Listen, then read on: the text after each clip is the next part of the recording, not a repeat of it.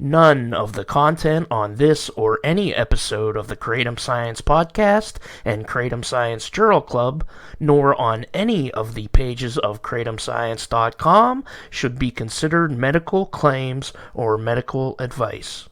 This is the Kratom Science Podcast. I'm your host, Brian Gallagher, blog and social media writer for KratomScience.com. Your source for all things Kratom. My guest is Dr. Fabian Pitter Steinmetz, a toxicologist from Germany. Dr. Steinmetz recently gave testimony to the World Health Organization's 44th Expert Committee on Drug Dependence, outlining the case for why Kratom should be kept legal. As a member of European Coalition for Just and Effective Drug Policies, he is an outspoken advocate against the war on drugs and in favor of harm reduction and drug policy reform. Thank you so much for doing this, and thank you for your testimony at the WHO. You were a rock star in the Kratom community for a few days there. A lot of people were sharing that video, and I, of course, retweeted it. But I just wanted to talk briefly about your background. So your field of science is toxicology, is that correct? Exactly. Yeah, people get into toxicology from different type of backgrounds. You know, there are some people who are trained medical doctors. There are a lot of chemists. And I myself, I'm coming back from this chemical engineering, pharmaceutical engineering background. So because, you know, toxicology is a very, very wide field, but on the other hand, also very niche. You were representing the European Coalition for Just and Effective Drug Policies when you spoke to the WHO. Can you tell us about that a little bit? NCOT, Mm-hmm. I mean, they are one of those, let's say, legalized or drug policy reform entities in Europe. Mm-hmm. While, you know, traditionally there are a lot of national groups, this is one on the European level. And of course, because, you know, the UN does meet in Vienna very often. So particularly when they want to talk about drugs. And so this is also why usually NCOT tries to, you know, give their opinion in there. So I'm actually only a member since I think less than a year. And so this was actually the first time I kind of spoke for them. I think officially I'm only a ordinary member, and but I kind of grown into their they call it the inner circle. And yeah, basically for NCOT, they just, you know, they said, oh yeah, there's the upcoming ECDD, the 44th, and should we do something particularly with regard to Kratom? Because one motto of NCOT is the so-called freedom to farm. So this basic attitude of you should be able to grow your own medicine, particularly referring to hemp, poppy, and coca as banned plants. And of course, we want to avoid that another plant gets banned, particularly if it's even less dangerous than the other ones. And even there, you could argue that the plant materials, you know, hemp. I mean, how dangerous is hemp? You know, it's an argument on its own. But yeah, this is basically how I got there. I used the chance to tell WHO that I think the drug policy is ridiculous, and if they would ban Kratom, it would even become more ridiculous. You're in Germany now? Yeah, so I work for an international science consultancy, and our headquarters is in London. I work for the close to London, and I work for the office in Amsterdam. But I'm usually dwelling in the south of Germany, south from Frankfurt. I'm from Germany originally, and I'm also based now in Germany. I was just going to ask, like, what the laws are like there, because, I mean, I know, like, cannabis is becoming more and more legal in the States, and the right to grow, I think, is a bigger issue, because there's a lot of actual cannabis companies now that are gaining more lobbying power, and they're lobbying against home grow laws in the States. Is that similar to what you're seeing in Germany or some countries in Europe? I mean, so far in whole Europe, there's no single legalized country. I mean, if you compare the US with the Europe, I mean, you know that countries are a little bit more independent than states in the US. But on the other hand, I mean, due to this whole concept of the European community, it's, I would say, kind of still comparable. You know, we have our little countries and this bigger European umbrella, and you got the USA and the individual states. Keep in mind, so far in the whole Europe, not a single country has a fully legalized cannabis market. We have the Netherlands with tolerance for their coffee shops for, I don't know, since the 70s or something. But there is no legal market. So even the cannabis you buy in Amsterdam, although they tolerate the shops and the shops pay taxes and stuff, the cannabis itself comes from the illegal market. So the growers for the cannabis shops, they go into jail if they get busted. And then, of course, we have some other, let's say, tolerance models, like with the cannabis social clubs in certain countries, particularly in Catalonia, so the northern parts of Spain. Yeah. And then now, I think there's Malta will now have something like a decriminalization with cannabis social clubs. Where I was also lucky to speak to within the hearing of their parliament. Maybe they celebrate me also as a hero. Not many people do, so. There were a lot of activists and scientists involved there. So I just made one little talk there about driving limits and so on. And then one of their parliamentarians was talking rubbish, and I kind of interrupted her and just asked to stop talking rubbish. And this, of course, the activists involved really liked. So good. And yeah, related to that, I was going to ask about the Netherlands because, like you just said, it's not completely legal there. And there was an article from Der Spiegel that you posted on Twitter the other day, and they said, well, the cocaine gangs in the Netherlands are carrying Kalashnikovs, and this is, and the quote was, this is the story of a country that willingly surrendered to drugs. So, and you said absolute bullshit. And I noticed bullshit translates the same in both English and German. So, what basis do they claim that legal drugs are causing these types of crimes? It seems That's ridiculous. The point. Those drugs are not legal. That's just the point. I mean, it's still criminals involved. And of course, if one huge grower, with thousands of plants, if this person gets into an argument with another person, people get arguments all the time. Usually people clarify this on court if they find no other solution. But if you can't go to court because it's illegal, then you have to use Kalashnikovs. And I'm usually mocking them and saying something.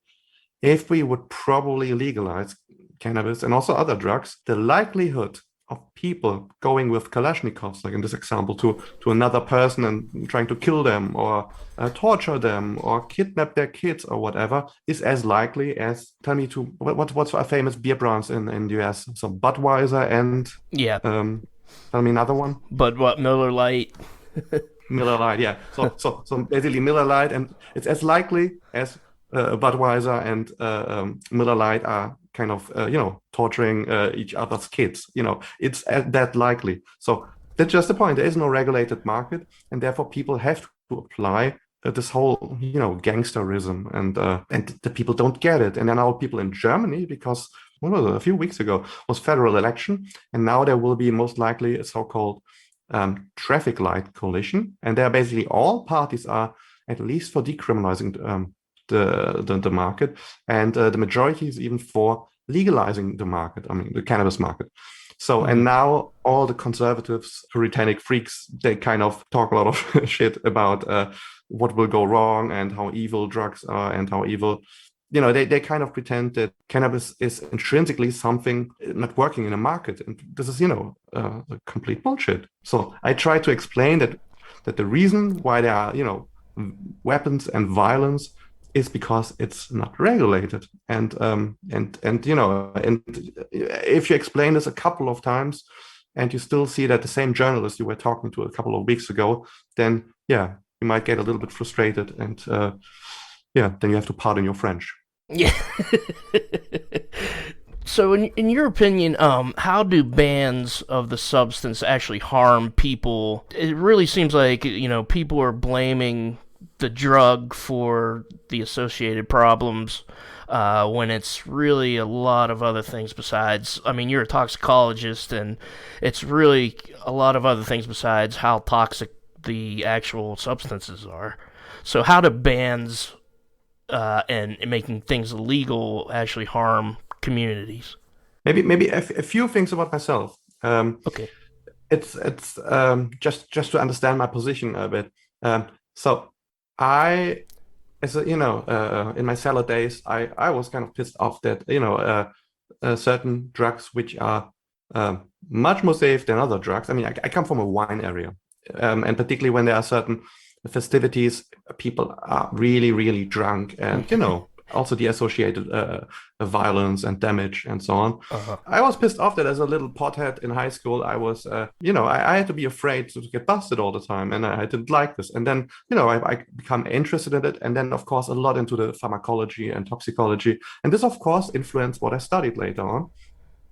But then I actually started to see those other scientists in Germany or worldwide who are interested in the field. And they very often come from a social science background, sometimes even from a law background.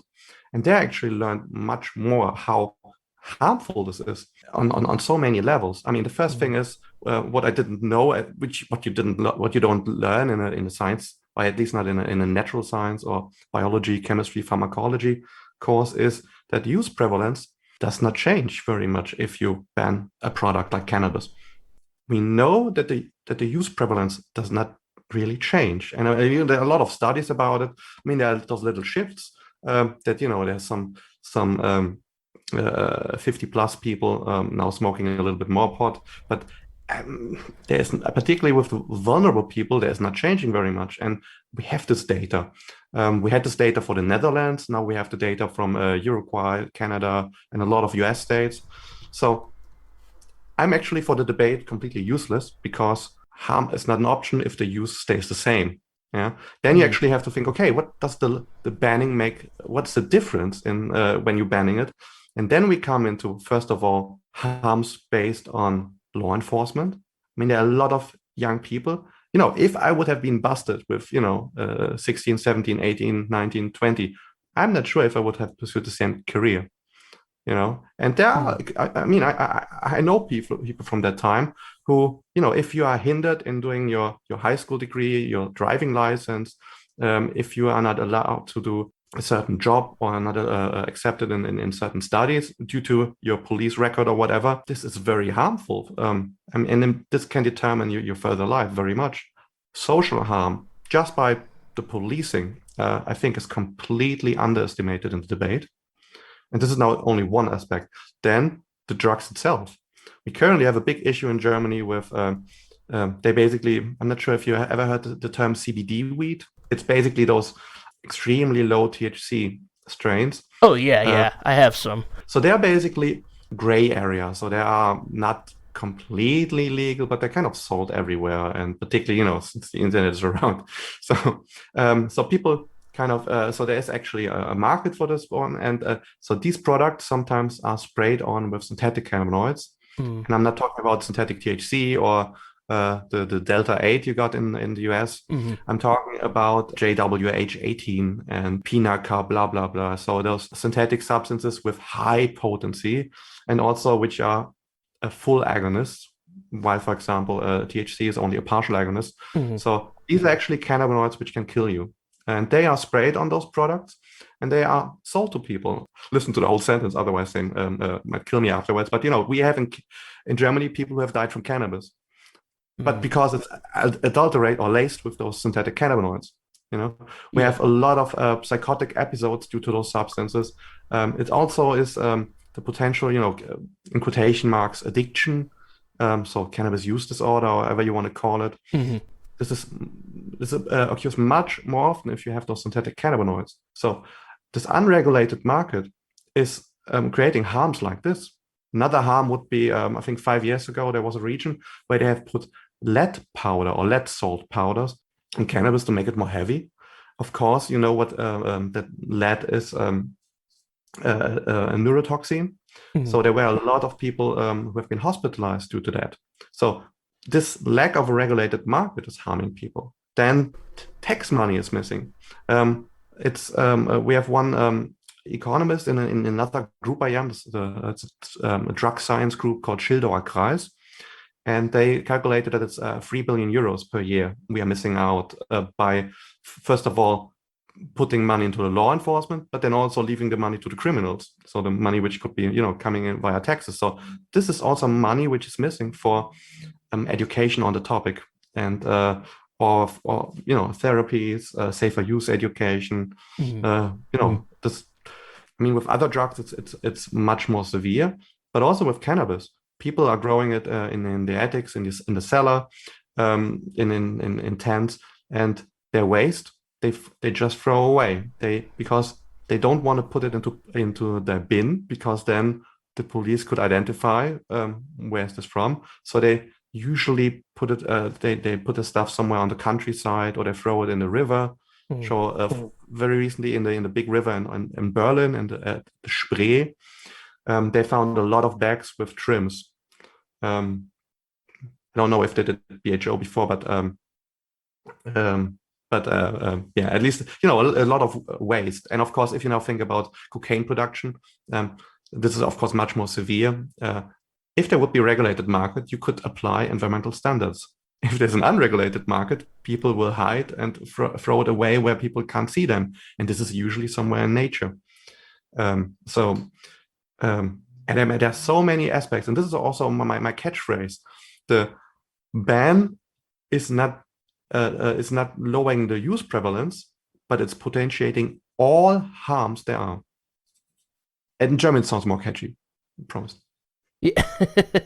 No. That's the point is very clear. In terms of toxicology, there's the concept that the dose makes the poison. There are some people who are developing, some dependence problems with kratom. There's been reports of some toxic reactions. I think you even said long-term use of extracts can lead to some kind of toxic reactions in the liver. Is the issue with more about the misuse by the individual than the drug itself? I mean, it's kind of a leading question, but like in Southeast Asia where kratom grows, they don't report any of those issues. I had Dr. Darshan Singh from Malaysia here, and he said these things that are happening in the United States or elsewhere just don't happen here in Malaysia with traditional use. And you also see that kind of with the coca leaves versus cocaine.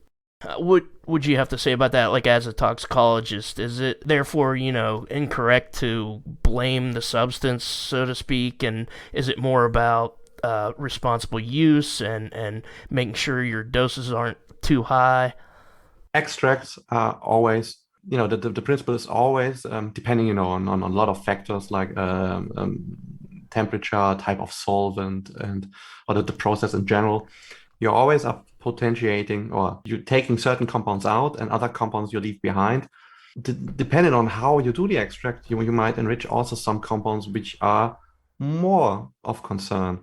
I think I also, just to make clear that we have the same issue with tea. I mean, I drank today already tea. I mean, Camellia sinensis, so the typical black tea the British like to drink. So, but if you, for example, do an ethanol extract of them and want to use it due to the high antioxidant levels, there was actually very recent studies where they found out that they had some elevated liver values and even some associated with liver damage. So this is nothing atypical. We may find this with a lot of different plants, that as soon as you put in high quantities, as you just said, Paracelsus, the dose makes the poison. So it's easier to get doses where you don't know if they're safe if you're using extracts. If you use natural material, it's less likely to overdose. Although overdose is maybe a misleading term in this context. Do you know if any extracts are used traditionally? Because I'm to be honest, I'm not aware. No, I don't think so. I mean, as far as we could find, and I even talked to one of the producers of Hamilton's Pharmacopoeia, and they've studied this a lot. It's only, in those countries, it's only chewing and brewing fresh leaves as a tea, and they might use some dry leaves, but as far as like the extracts, I think that's relatively new. Yeah, so that's the point. I mean, you may enrich certain. I mean, you're definitely enriching your alkaloids. I mean, this is the main purpose. But you might also enrich some other compounds. People have, based on their genetics, might have different different type of metabolism. So certain people have slightly different enzymes than other, or different enzyme concentrations. And so then other metabolites occur. And it's actually very often that a metabolite is the compound which is toxic, or for in kratom, the compound which, for example, is mainly responsible for the opioid type of effects. So, and you just have imagine, I mean, there is not just mitragynine and then this hydroxymitragynine, there are also 50 other metabolites. And then every metabolite also becomes another 50 metabolites. Of course, at some point, it's get really diluted down. So at certain point, there's only one molecule turning into another one. But it's still very complex to predict. And this is why I, in toxicology, for example, work very often with a thing called a history of safe use. Because particularly if you work with consumer goods and not with pharmaceutical drugs. So for pharmaceutical drugs, you very much know about what a single molecule is doing. So you exactly know what when you swallow a paracetamol, how much is absorbed at what time, how much is bound to your blood, to your plasma protein, how much is going into what kind of type of tissues, what are the metabolites which are produced, under which circumstances there are toxic metabolites, the NAPQI in paracetamol, for example. Or if you use very high levels of paracetamol, then one of your enzymes is depleting, and then the enzymes are taking over in a higher, relatively higher amount, and then there's this substance it's very often abbreviated as NAPQI. And this is, for example, a liver toxic compound, which is standard build. But if you only use it at low level, paracetamol is not a big problem. But in high levels, it's damaging your liver. And, those kind of things in pharmaceuticals, they're studied very well, and you do those pharmacovigilance. But for things where there is a history of safe use, and this could be everything, from the black tea to chamomile tea to typical foods, substances in, fermented food products, natural products. They are, by definition, they are mixtures, as nature has built them, because it's never a mono substance, so something isolated and then 99% pure. It's always a mixture, and then you very often you cannot justify it on proper pharmacological, toxicological data apart from animal trials, and they are also, let's say, quite limited. So you shovel a lot of a certain quantity of a plant or plant extract into an animal, and then after a couple of weeks you dissect, and you will see if there are any histopathology. So if organs kind of changed, if you can see, for example, the liver or the kidney looks weird, or of course if the animal gets any other issues. But these are very expensive tests, and they're also banned in certain industries, particularly in cosmetics. They have now been banned in Europe.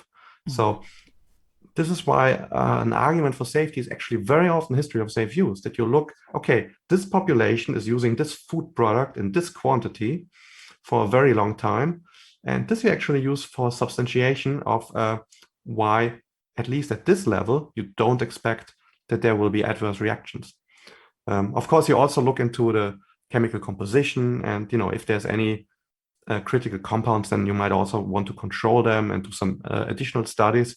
But very, very much is actually done with this attitude of history of safe use, and this is also what I think justifies kratom. And what I also said in the talk to the within the ECDD, if you do specific extracts there, if at a certain alkaloid level or if use levels should be very high, then it might be valuable to do a proper clinical study, and of course also do a preclinical study before. Another thing you said in that testimony, that you said if you treat kratom use as a deadly contribution in fentanyl overdose, then you must also consider a cup of coffee as a deadly contribution in methamphetamine overdose. So in your opinion, does kratom contribute to some of those deaths where they also had fentanyl? Like, did it increase the strength of the fentanyl, or would they have died in some of these cases without the kratom? Yeah, I mean, this is a very theoretical kind of thing, and and keep in mind, I mean, also people work in forensics, they usually work with very crappy data, and also even the samples are crappy, and sometimes even literally crappy. One scenario would be, for example, if you assume that for one person a certain plasma level, or actually I think a brain liquor level would be even more relevant, of fentanyl would be deadly for this person in that situation. And I mean, even this is hugely variable. And even fentanyl, I mean, it's if applied correctly, it's still a safe drug. I'm no one bad mouthing fentanyl. Even I once used a derivative for surgery, so I survived. In theory, it could be that if you have if you have then this hydroxynitrogenate at a high concentration there, that it would maybe increase your respiratory depression and be a cause of death. This is very theoretical because I think kratom also has some other properties which actually also stimulating slightly the respiratory path a little bit. I think there's some scientific debate. I'm not the expert there, but in theory, there could be a contribution like this on a pharmacodynamic base. So basically, where something active is happening, and in this case, something active which is harmful, like respiratory depression. Another scenario, which is probably even more likely, is that if you take high amount of substances which basically are depleting your liver enzymes, other substances which are dependent on also being metabolized. For example, that substance goes also step by step into your system via gastrointestinal absorption.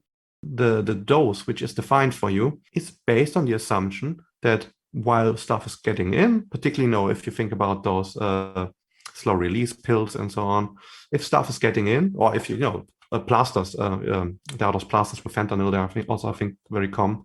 The people who did those studies, they also expect that the substance is also, decaying. So it's getting out of your system or getting metabolized to an inactive substance. But if this process, for example, is inhibited by a lot of other substances, then this is also a type of drug-drug interaction, which then, of course, can have a harmful outcome.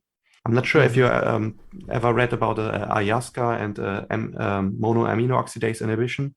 Yes. It's basically something like that. So what's a good example? Bananas or old cheese, they're not toxic at all. But if you have this MRO inhibitors in your body, then something like an old cheese can be toxic. I mean, it's a bit difficult to imagine. I mean, some smell toxic, but they usually aren't toxic, even the ones from Switzerland. Well, most of the cheese in America is fake cheese, so we don't have to worry about that. Yeah, but sometimes fake cheese is even better than real cheese. But that's my wife might disagree. Yeah. Oh, one thing that I think you said that was interesting in your testimony that I don't know if I've heard before, but you said it's kratom is a traditional medicine for pain and opioid withdrawal symptoms, and you said perhaps soon Parkinson's disease. So, what do we know about kratom and Parkinson's disease? Yeah, so this was actually based on a presentation, I think the one before mine, where we've seen this in vivo study of this Parkinson model. And I thought this was quite remarkable results. And then later on, I've even seen some testimonials, even some video testimonials. I don't expect it to become a miracle drug. I would probably consider it similarly to cannabis, that it will help, a certain percentage of people dramatically, and probably a lot of people it might not work. But I mean, studies need to be conducted to find that out. Yeah. The problem is, of course, clinical studies are very expensive, and for a substance you cannot patent, it's a bit difficult to get those type of fundings. I mean, there's usually NGOs who take care of this kind of stuff because big pharmaceutical companies, they prefer chemical substance. They can also file a patent on it and, sue other companies who want to sell the same drug, which you cannot do with kratom, because if one big pharmaceutical company does a study and find out it's actually a miracle drug for Parkinson, then a lot of other companies would jump on the train and would also license kratom-based Parkinson medication, but then only one company would have paid millions for the clinical study, and all the other companies are benefiting from it. And this is why they usually only deal with the substances they design themselves chemically, which I think is an issue in the system. So I hopefully we will see more on this. I find this really, really interesting.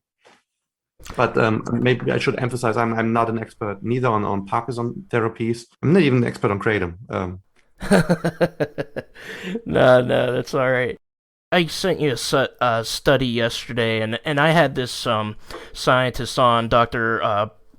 Przelik. He's from Midwestern University in Chicago, and he did a study about. He went around and bought samples from head shops in the Chicago area of kratom, and he found some levels of lead and nickel in those samples that he was concerned about. And he said if somebody was using over 10 grams a day over a period of time, that might prove to be toxic. I'm just wondering, and I sent you a study. I don't know if you had a chance to look at it, but I was just wondering if you had any thoughts about that. So I have some thoughts in general about this aspect, and I think comes a bit down to regulation. Mhm. But first of all, yeah, I had a very brief look, and luckily this was open access. So yeah, they found some microorganisms. Of course, you should avoid them if possible, and there are some critical ones. Let's say most microorganisms are still, people can if they take the substance orally, usually the acid in your stomach can handle them. But of course, if you're on certain gastrointestinal drugs, then kratom then might be a source, particularly of some pathogenic microbes. So it's not ideal. There are strategies to avoid them, and this is something we can talk about in a minute. With regard to the heavy metals, there is no safe limit, so it's difficult to say, is it okay or not. There are also some heavy metals who can have some accumulation in your body, and then you get your problems much later in life. There are certain standard limits for heavy metals within certain consumer products. In the samples we have seen, they were over such limits, but they were not dramatically over those limits. Mhm. So that means for the occasional kratom user, I don't see any particular issue. But of course, if it's a long-term therapy at high doses, then of course quality control becomes a bit more important. Maybe this would be then also something for the vendors. I mean, if the people who are growing and producing the material, if they don't do this analysis, then maybe this could be addressed by the people actually then selling them, for example, in Europe or in the US. Because actually, particularly those heavy metal tests, they are not very expensive. Mhm. And then they could, put a certificate of analysis and or also apply a specification, and just promise you that they won't go over 5 ppm of lead or whatever. But the levels, they are too high. They showed a range. I think most of them still were negative, but some showed a range, and some range would be over standard limits definitely, but not dramatically. But again, there are probably some toxicologists who are experts on heavy metal exposure and so on. They might have a slightly different opinion, but I'm not really shocked that much, and it would probably not tear me away from using kratom. What can we do about this? And this is where regulation comes in. Yeah.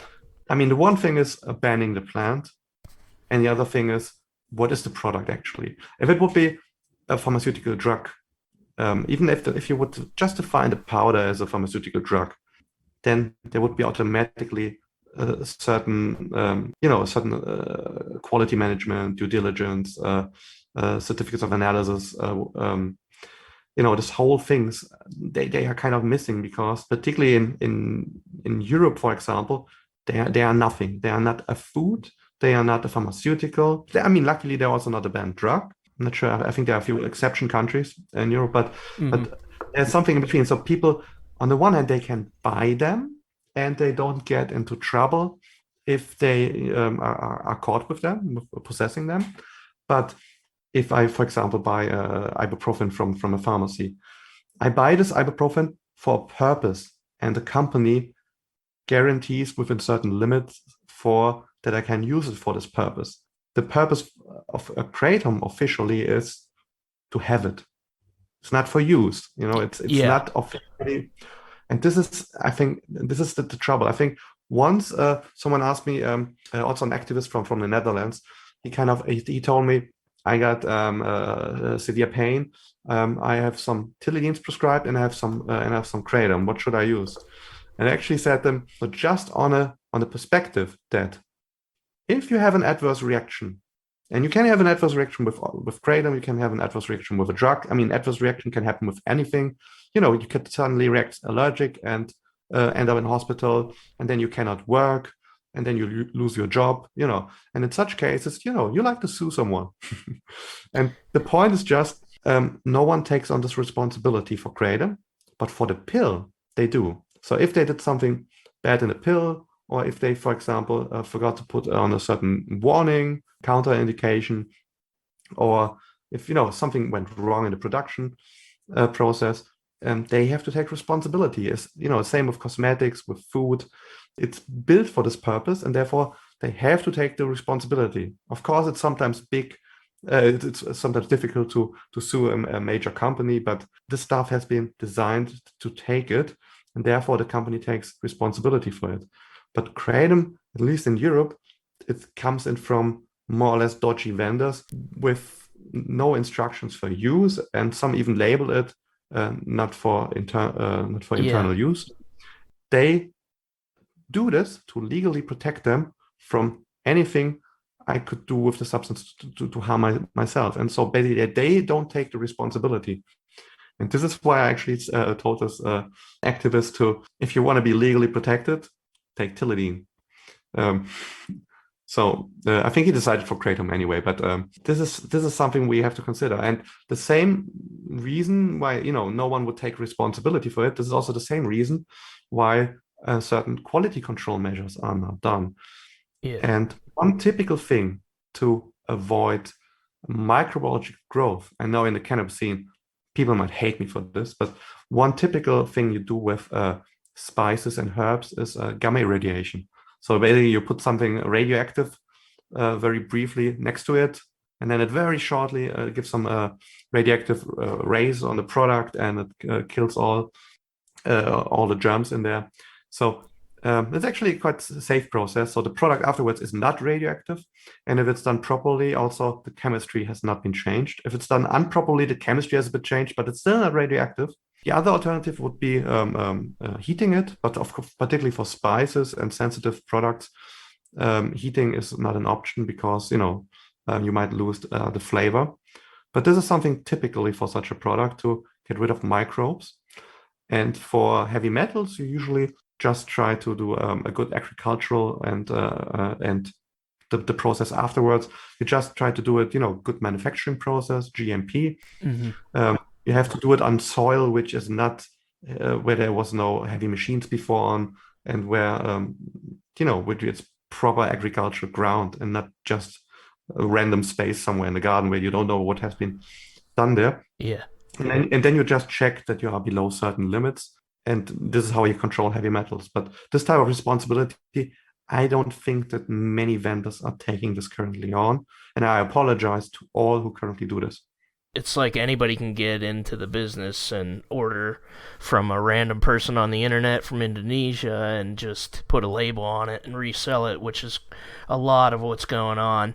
And another related thing to how this would look in a regulated market. You said as part of your testimony, it's understandable to regulate extracts and isolates for therapeutic purposes under local medical laws. However, it's not justifiable to ban the plant in its traditional use forms. So what would those regulations look like ideally? I mean, are you saying maybe like extracts can only be available through a prescription from a doctor? Yeah, that depends on the one hand on the indication. I mentioned that there are a lot of different parameters for extracts. I mean, of course, first of all, the source material makes a difference. I mean, what genetics? So for kratom, I only know those 3 colors of the veins, but there are different variations. So this is the first standard, and what age do they have? Quick example for a plant where it makes a huge difference what part you take of the plant. The castor bean or ricinus or ricinus, I don't know how we call it in English, but Ricinus communis. If you do a water extract of the plant itself, you can get a deadly poison, which is actually used for assassinations. But if you take the seeds and do an oil extraction, you get a very safe pharmaceutical or cosmetic oil. It has some what's called laxative properties. This is the cacao bean, like that makes cocoa. Castor bean oil. Castor. Oh, okay. I'm sorry. So this is just to get an idea. So depending on what part of a plant you take, what type of extract you are doing, you can either get a deadly poison or you can get a quite safe cosmetic pharmaceutical ingredient.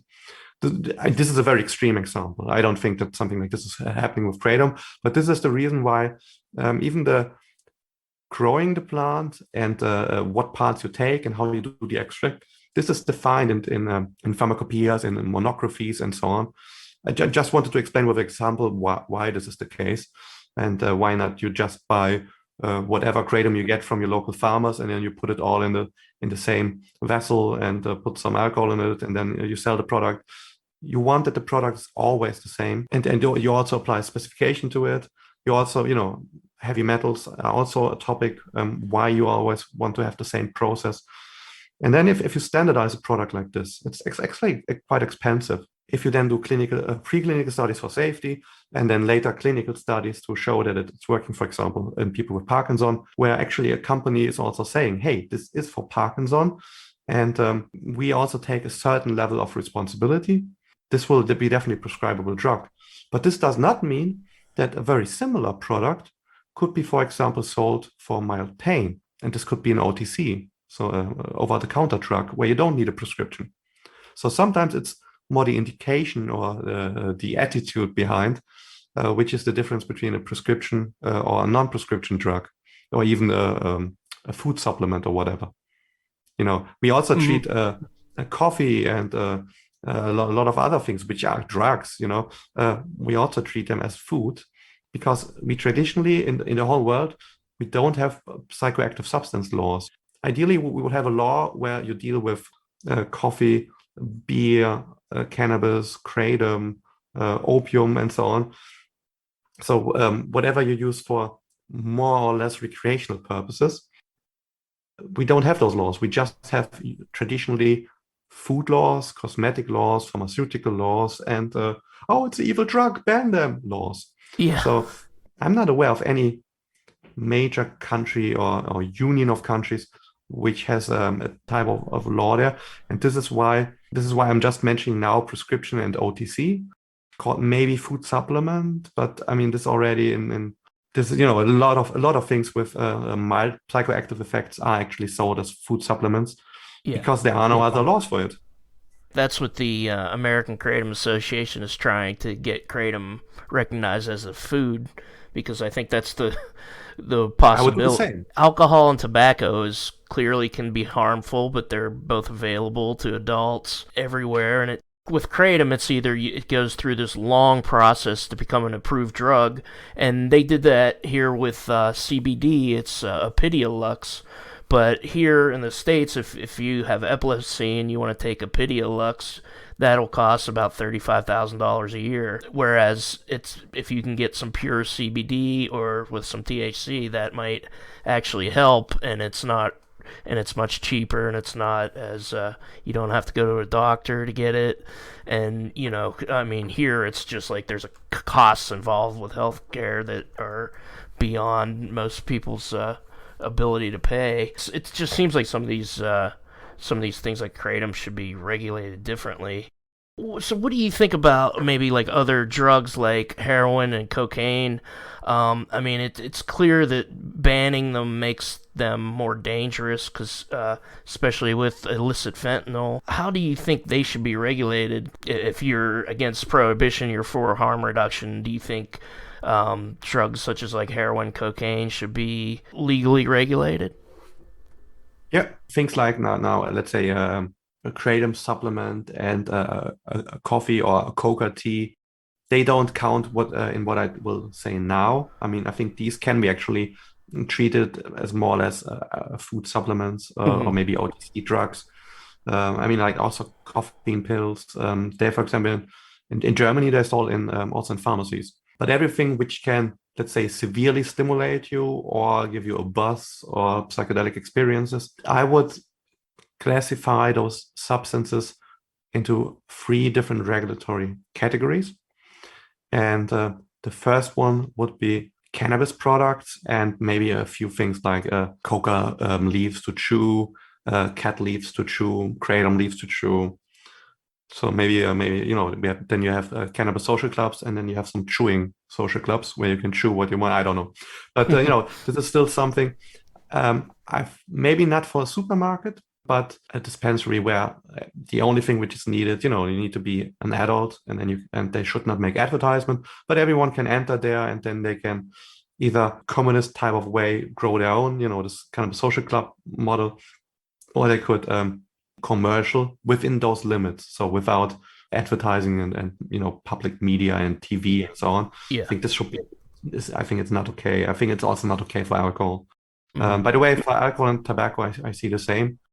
Basically, with an age limit, with a certain level of education, some social responsibility. But basically, if you're 18, you can join there, you can buy the stuff for your own. You can also grow a certain amount for your own, but mainly you can consume socially. So you can drink together beers, you can chew together kratom, or you can smoke together pot. This is the first category. Then let's jump to the third category, because I think this is also a quite easy one. If you have a substance use disorder, I think you should be eligible to get this compound, whatever it is, if it's heroin, fentanyl, methamphetamine, cocaine. By the way, yesterday a paper was published from myself and a professor here in Frankfurt who's kind of famous for the Frankfurter way, so basically a harm reduction policy particularly for heroin users. And we suggested a cocaine e-cigarette for crack users, some not recreational crack users, but people with a problem and who don't have issues with cessation, that they basically get a cocaine e-cigarette, and then they can, instead of buying the single crack stones and then being high for a quarter hour, they can basically vape their cocaine. But because they don't get it from a dealer, they get it from a medical doctor. Therefore, they can also check for comorbidities, can also give them something to get to down themselves afterwards, prescribe some benzos or cannabis or whatever. Additionally, because coming down is actually something very important if you're abusing stimulants. And also those e-cigarettes, you can formulate and program in a way that you don't get lethal overdoses. This is just a concept which we try to introduce with this publication. So I'm there. This is so very much, so the third category is very much a prescription model, but a very accepting. So basically, physicians are not there to withhold any drugs to you. They're just there for finding the best drugs for you. So shouldn't, if you, for example, have a heroin use disorder, it should not be the ambition of the physician to talk you down to use methadone if you don't want to. So if you want to have proper heroin, get it prescribed. I mean, we have this prescription model now in Switzerland for, I think, 20 years. Also in Germany and some other countries, we prescribe heroin. And it's a success model. A third of the people start having a proper, are not homeless anymore. They even find a job.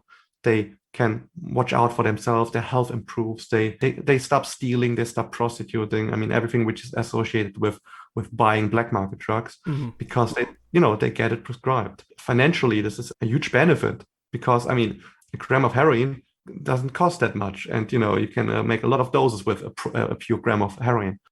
And but if you, for example, leave it to the people how they can get their drugs, they will break in a jewelry, make damage for 100,000 euros to just steal jewelry worth of 10,000 euros. But because it's stolen, they only get 1,000 euros for it. Yeah. And then they can buy 10 grams of heroin for it, which are only worth, I don't know, a couple of $100.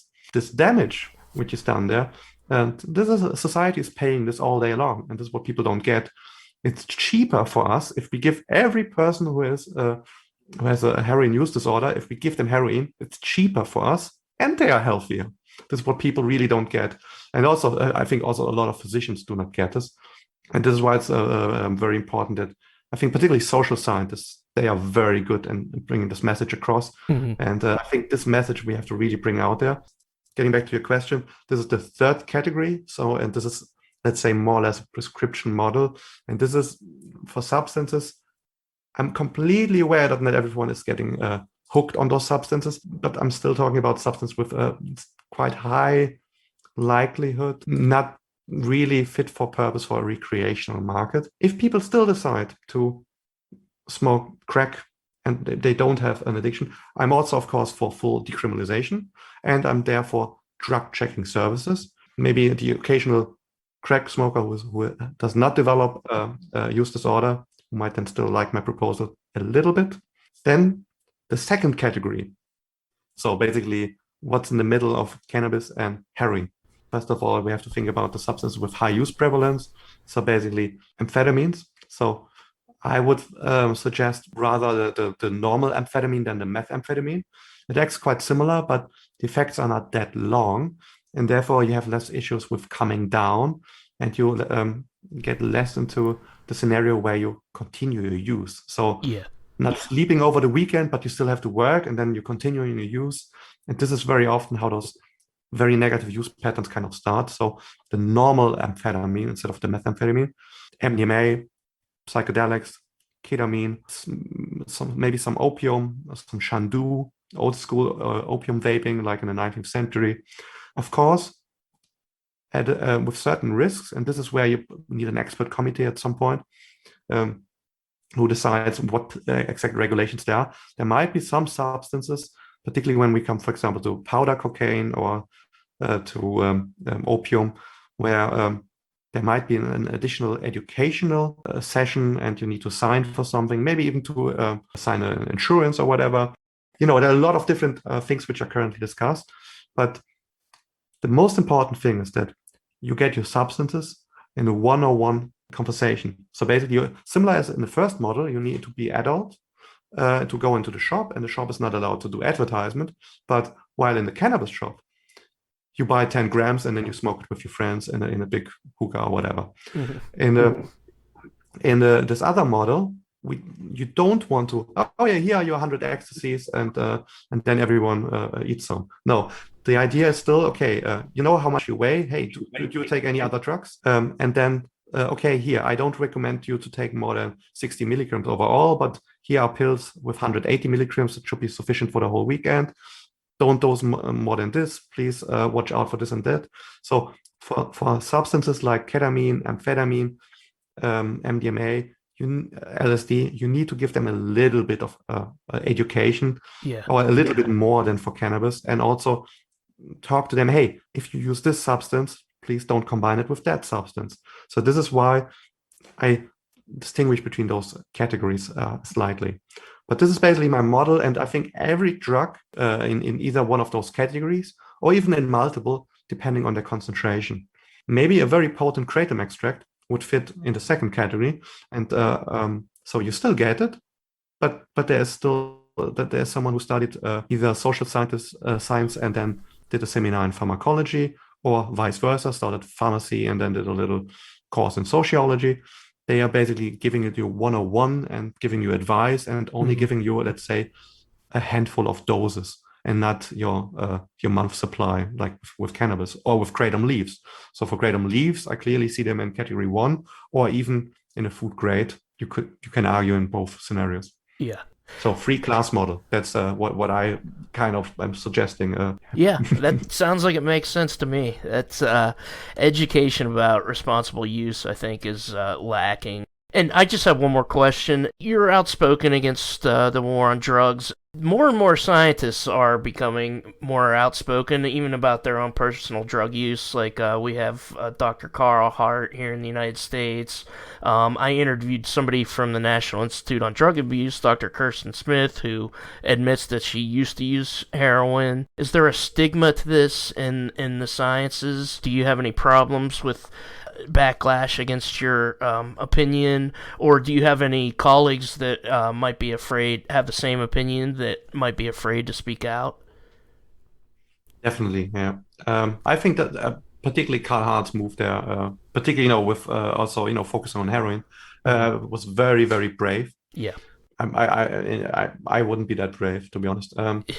I mean, it's telling that I was a pothead when I was a teenager. This is even something I usually don't say. I mean, this might be the first podcast where I'm telling that, but on the other hand, people might. I mean, there's so many people who know me, and so I usually in the debate I try to be very neutral, particularly when it comes down to numbers and stats and pharmacology, toxicology, and so on. And I usually avoid having this personal reference, because if you say I have used those substances and so on, then immediately the argument comes, oh, you only want to get it legalized so you can have better access. And if you say, I've never used those substances, then people might say, oh, then you don't know how dangerous and how addictive they are. So whatever you say, it's wrong. It's not it's not benefiting the case. It's not helping.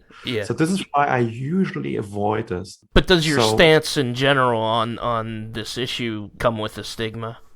Yeah. I was on a conference for the German pharmacologist and toxicologist. Yeah, I've been actually one who shares my opinion. He actually told me, hey, by the way, those people don't like you. They won't support your work. They will not, most likely will not include you in certain activities. And yeah, that's actually happening. There were so many people who were not aware what harm reduction means. So they never heard of this terminology. And I mean, we use the English phrase usually. They never heard of this. They didn't understand the concept and so on. Then there was, the chair of this group of, thousands of scientists, head of the board. I was asking him, hey, I think we as toxicologists also should play a role in drug policy and harm reduction. What about a working group there? And he kind of dropped me a very polite email, but still kind of saying that it's how many other ideas they currently said no. So he would kind of discouraging me a little bit, particularly in the natural sciences. People are not very outspoken about the topic. The social sciences are much better. And this is also why I collaborate a lot with them. But on the other hand, this has a lot of benefit because I'm for them also one of the only natural scientists who is dealing with this topic. But yeah, it's still a huge stigma. People think it's bad for their career. Even putting in this cocaine e-cigarette paper on LinkedIn, I saw how many people were kind of afraid and did not like it, because I was able to see how many views it had, and there were I know also a lot of friends who are on LinkedIn and who probably have seen it, and they think more or less the same as I do about harm reduction and drug policy reform. Maybe not that detailed, maybe a little bit less dramatic, but hardly anyone liked this. I think I asked on Twitter, hey, does anyone wants to like this one? I'm really disappointed that no one is. And honestly, and some people even on Twitter replied to me, if I would like that, I would lose my job. I mean, I think this is pure exaggeration, but you still see people are kind of scared because they are immediately associated with drug use. I mean, when I started publicly talking about this topic, I was aware that I will never have a big management position in the pharmaceutical industry. I mean, this was clear to me. The CEO of my company and my line manager, they understand what I'm doing, and they are, let's say, overall on my side of things. And in my current position, they don't mind if I talk about this, but in a lot of other big industry positions, I would be burned. So I would be out of discussion for any, climbing up the hierarchy or whatever. So yeah, I for my career, this is very bad what I'm doing here. Well, I mean, in that context, then thank you very much for doing what you're doing, and especially from our perspective, the Kratom testimony was very helpful to have scientists up there speaking out, because a lot of people aren't really listened to, even if they've had good experiences. They'll just be written off as an addict, but I think it's really important for scientists to speak up. So thank you very much. You're probably one of the most sophisticated Kratom podcast there is. Not sure if there's another one, but I mean, discussing papers with scientists, and also I've seen that you had even Ethan Nadelman in your podcast. I mean, yeah, I was happy that he said yeah. Thank you, Dr. Fabian Steinmetz. Follow him at Doc Steinmetz on Twitter. I have a link to his e-cigarette cocaine study in the description. Please like, subscribe, rate, and review the Kratom Science podcast on your favorite platform. Follow us on Twitter at Kratom Science, and follow us on Facebook. The music is Rising, Memories of Thailand. The Kratom Science podcast is written and produced by me, Brian Gallagher, for KratomScience.com. Take care.